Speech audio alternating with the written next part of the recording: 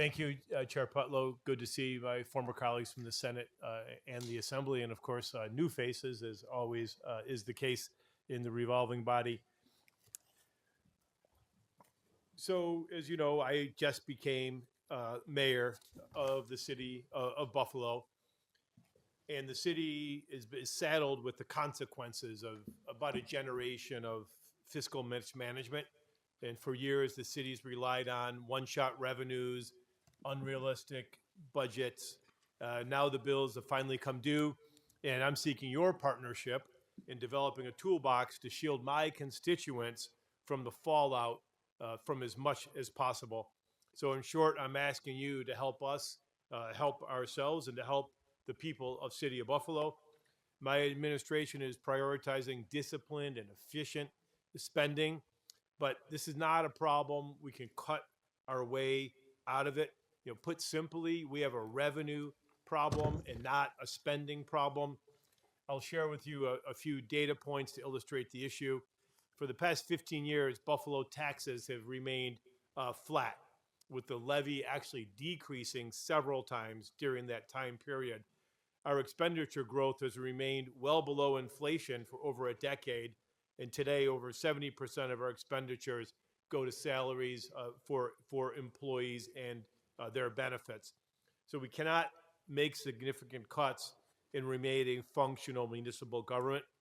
Buffalo already has the lowest per capita personnel spending of any upstate city, and many, if not all, city departments are already severely underfunded.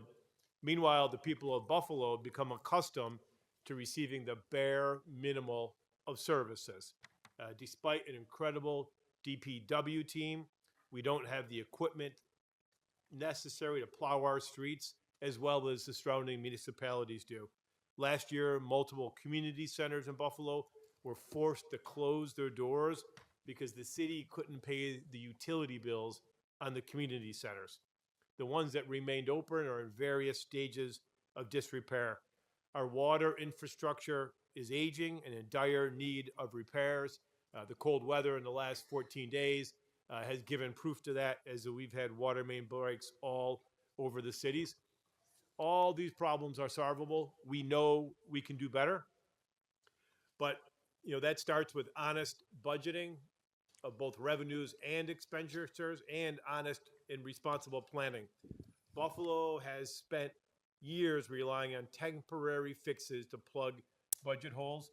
Our ARPA funding was squandered. Our unassigned fund balance is down to zero. There's no more short-term fixes left on the table. We need additional sources of consistent and reliable revenues, but we also need to be creative. There's no silver bullet way for Buffalo to get out of this problem.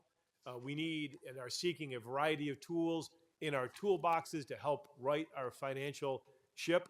And to that end, I am proposing a package of Article 7 proposals that will generate consistent revenue moving forward. And this is how we can start providing the level of service that Buffalonians deserve. We want Buffalo to be a city of choice where you can choose to live in Buffalo or the surrounding suburbs, but not have to have lesser services if you choose to live in Buffalo. The first bill would allow the Fiscal Stability Authority to do deficit bonds. So if, in fact, we need to get deficit bonds to get out of this fiscal year and going into next fiscal year, we can do that. We already have a Fiscal Stability Authority. We just want to be clear that the Fiscal Stability Authority can do deficit bonds and amortize that debt over a decade. But I want to be clear on two things. This would not create an obligation of Buffalo to borrow. It would just be an option. It would have to be council approved. It also will not lead to a hard control board. We've spoken to the Fiscal Stability Authority. They are on program with this.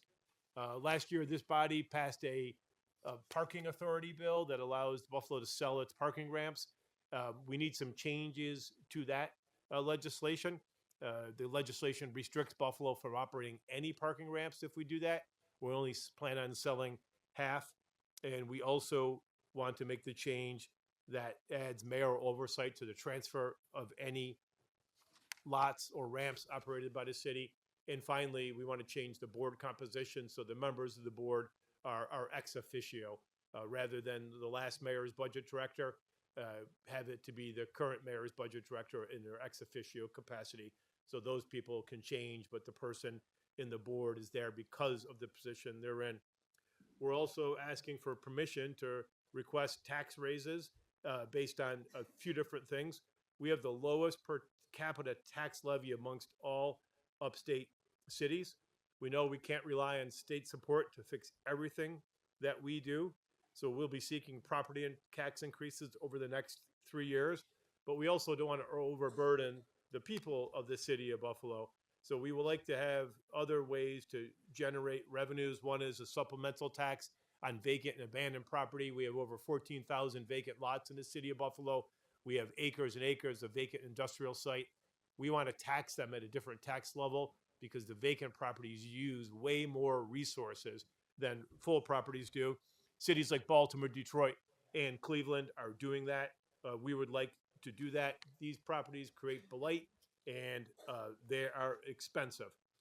The next tax would allow us to change our homestead tax rate. Right now, anyone who owns less than 3 units or less can qualify for the homestead tax, but it doesn't matter how many you own.